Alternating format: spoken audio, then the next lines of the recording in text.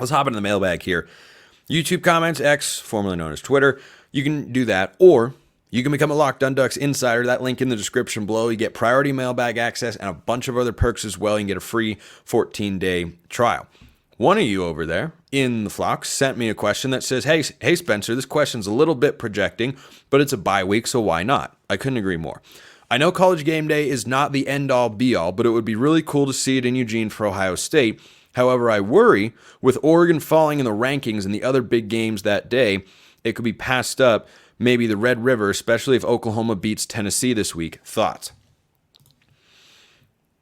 I agree it's not a be-all, end-all. I love when College GameDay goes to Eugene. I saw the clip going around Twitter the last time it was there when UCLA came in 2022 and Oregon was 5-1 and UCLA was 6-0 and they were both ranked inside the top 10.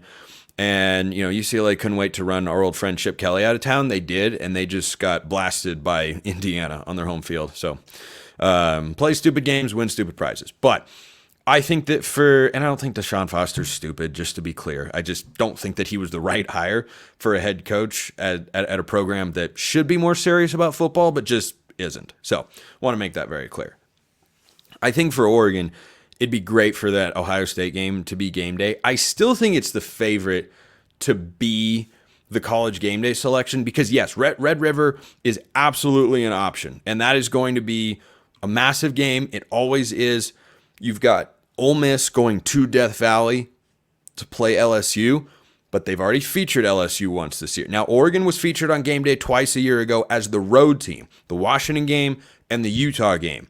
Both times they were away from Autzen Stadium last year. So the last time it came to Autzen was UCLA of 2022. So you've got Ole Miss, LSU, and the LSU game that when they were on Game Day, they were on the road. That was in Columbia, South Carolina. So that wouldn't necessarily be a major deterrent, but it could be a factor in College GameDay's decision to say, hey, we've already covered an LSU game, but they won't have covered an Ohio State game. They won't have covered an Oregon game. I think that's a feather in the cap of what should be one of the biggest games in the Big Ten this year. You've got Penn State at USC. Now, that brings the same intriguing element as Oregon-Ohio State in that it's a new Big Ten matchup. Now, that one's being played in Los Angeles. Look, just ask yourself this question. If Lee Corso still gets to make any decision there, do you think he wants to go see the Duck or the Trojan? Come on, man. Come on. But that could be a really good game, especially if USC beats Michigan soundly this weekend, which I think they will by at least 10 points. USC could be undefeated going into that particular game.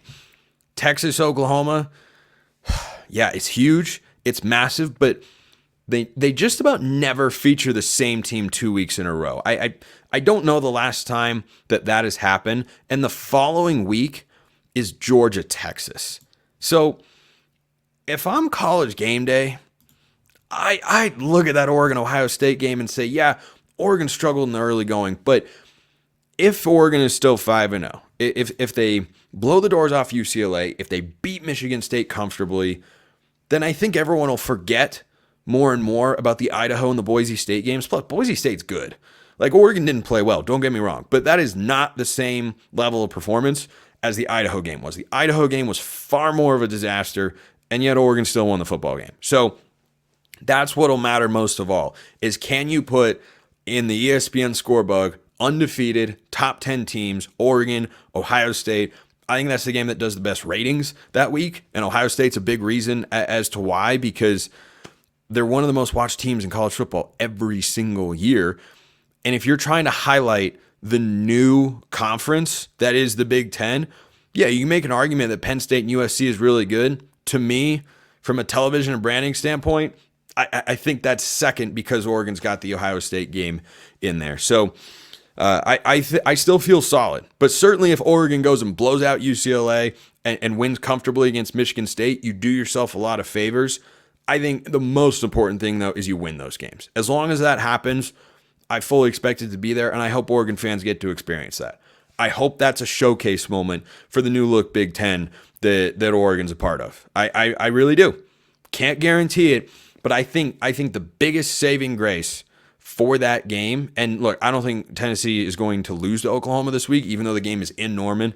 I think the Vols are going to win. They look much, much better than the Sooners, and I trust them a lot more right now. If Oklahoma's got a loss on the resume, and then Oregon doesn't, and Ohio State will not, they both play Michigan State, who, a little better than we thought, but should they be able to beat either Oregon or Ohio State? No, they shouldn't. And Ohio State is not going to lose a conference game. They play Iowa for their other game leading up to October 12th. I don't think Iowa's going to score a point. I really don't. I think Iowa's going to get shut out in Columbus in that game. So Ole Miss, LSU, I'd watch for that one. See how those teams progress in the coming weeks because, LSU's a big brand. Death Valley is awesome. Ole Miss will be undefeated. That'll be a heck of a football game. But I'm just, not that this is everything, but the asking price to get into Ole Miss LSU is 113. For Oregon's 266. I'm just saying. That's according to wherever ESPN.com links their tickets to. So, good question. I love that. Another one of a Locked On Ducks insider, that is, being another one of you out there who I very much appreciate, asked, what should the Ducks be doing to get ready for Ohio State? Two things. Number one, get healthy.